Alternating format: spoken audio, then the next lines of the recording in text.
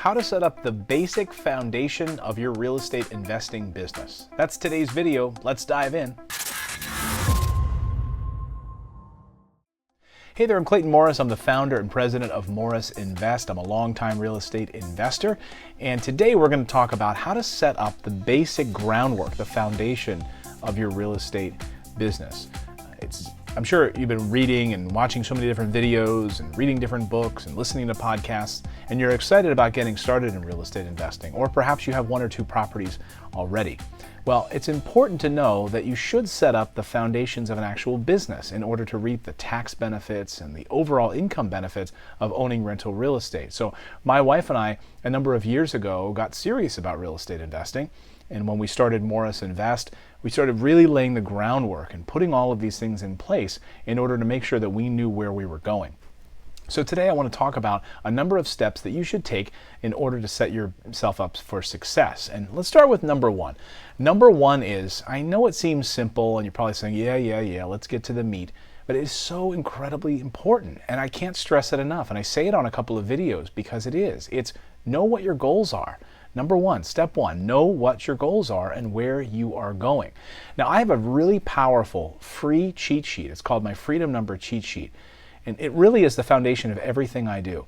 I'll have a link below in the episode description here. You can download it for free, sit down with your husband or wife, and go through it and figure out, how many rental properties you would want to acquire. And it's a simple little roadmap. So my wife and I, we sat down and we did the Freedom Cheat Sheet basically on my whiteboard in my office, and we figured out what our goals were. We knew we wanted to get to a certain number of properties. We wanted to know, we knew we wanted to get to a certain level of passive income every month in order for us to be financially free. So that was step one. We had to know what our goals were, and then you can reverse engineer it from there. So step one, know what your goals are. Let's get into the meat now. And step two, you really want to know what legal entity you want to set up for your business. So I'm talking about an LLC or an S Corp or a C Corp or a land trust. However you plan to run your business, treat it as a business because the tax benefits are phenomenal. So our accountants have advised us, and you should seek counsel of your own accountants because I'm not an accountant, but they have told us to set up LLCs to own our rental properties. And we have a holding company, which is also an LLC. So we've structured our business in such a way that our LLCs own rental properties. So 123 Main Street LLC owns 123 Main Street in Detroit or wherever we own our properties. And then those LLCs report up to our main umbrella Morris Holding Company that holds all of our different LLCs. Again, speak with an accountant on how you want to structure this, but to get started, you don't need to worry about the holding company. You don't need to worry about that big umbrella structure. Just know that pick some legal entity that you want to hold your rental properties, because it's very important, obviously, for legal benefits of protection and protecting your own personal assets, your John Smith personal assets or Clayton Morris personal assets. If it's in an LLC, you get that extra layer of protection. You also get the tax benefits of running a business, right? So now that printer paper in your office printer upstairs is a business expense for 123 Main Street LLC. So any of that rental income you get can be offset by the amount you're spending on printer paper. So start thinking about it as turning it into a business, laying those proper foundations. Come tax time, you're going to thank me. Step three, profit first. What is profit first? Well, it comes from Mike Michalowicz, the author of the great book of the same name called The Profit First System. Now, this is how we've structured our entire business using his Profit First system. And when companies implement the Profit First system, everything begins to change for them. Now, I have a deeper video where I go through and review his book, Profit First. You can click on it up here where I deep dive the specifics of Profit First. You should definitely read the book, but the basics are this, that in normal businesses that aren't real estate, it's sales minus profit equals operating expenses. So what does that mean? That means we take the sales that we get from the company, we remove the profit first. Take out your profit. That's, after all, why you are in business in the first place, and put that in a separate account. Then that is going to equal your operating expenses. Now, that's what I have left over to hire people, but I've made my profit first. And so we actually interviewed him for our podcast. We have a link below in this. You can actually you can hear the interview with Mike Michalowicz for real estate investing. And we specifically dove into the questions around how do we use the profit first system for real estate investing. And really think about sales as rent. So rent minus profit equals operating expenses. The monthly rent that you get from your tenants minus your profit, what you're going to put away to go on those vacations and enjoy your life, is first, then equals our operating expenses, what we then use to run our family business. Okay, so really implement the profit first system for your business and you will reap the rewards, and maybe hopefully you'll thank me for telling you about it. Mike Michalowicz, Profit First. Do it. I'm telling you, it's a game changer. Step 4, organize yourself ahead of time. I wish I would have taken my own advice, because my wife and I got into real estate investing and we kind of fell backwards into it. We owned a few properties and we were a little bit disorganized.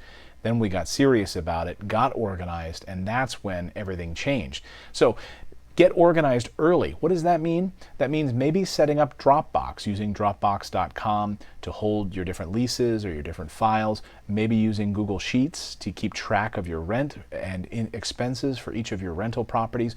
Whatever system you come up with, get serious about it beforehand. So that way you know that if you need a copy of that rental agreement or you need a copy for insurance purposes, you've got it all in one folder in Dropbox. Very, very simple to access. So my wife, she's really in charge of all of this system.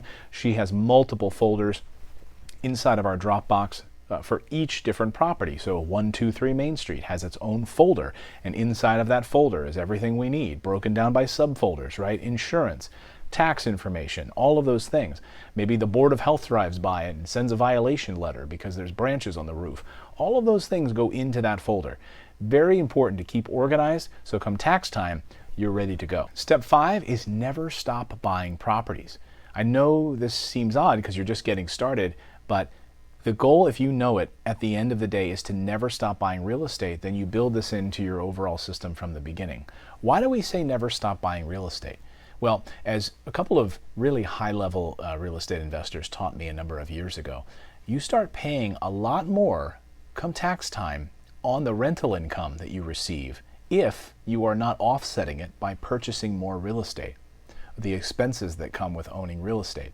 You're able to claim depreciation and all sorts of other tax benefits. So get it through your head now that if you get into real estate, you are going to buy properties until you die and hand those down to your family. And that really is the goal. So never stop buying, and have a plan to do that for the rest of your life. And step 6 for setting up your real estate business is to set a vision goal. My wife did this, and I didn't even know she did this actually, but a few years ago she set a goal during, it was like New Year's Eve or whatever, New Year's Day, her New Year's resolution. She wrote it down in her journal that by the end of the year, she was going to have hired a fantastic accounting firm to handle our real estate stuff. She was basically going to offload and outsource some of the things that she had been doing. And she made it a reality. And by the end of the year, we hired a fantastic accounting firm that handles real estate investing. And, you know, she's able to see that on the chessboard. Some of the things that you're doing now, think about, write them down on your vision board for what you want to offset and get out of and outsource. So down the line, you're not doing all of those things. Maybe it's hiring the right accountant. Maybe it's hiring the right lawyers to help you set up your larger entities as you're, as you're buying and acquiring more real estate. Whatever it happens to be, you don't need to do it all of yourself. Hire the right people around you. Set a goal for yourself to make that part of your reality and outsource some of that sometime down the line. That's what we did.